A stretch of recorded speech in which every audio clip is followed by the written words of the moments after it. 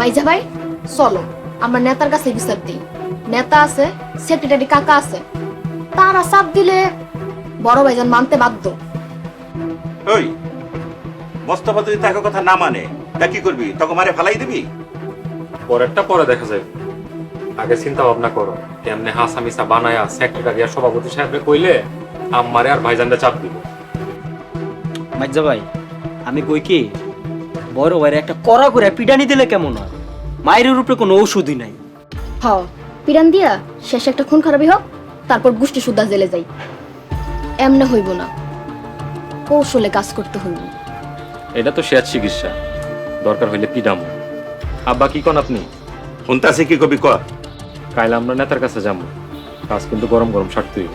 ওই নেতার কাছে যে কি কবি? তোকে আমার নামে নালিশ দিবি, তার বিচার করবি? সেটা কালকেই দেখা যাইব। এখন যাও, যার যার ঘরে যাও।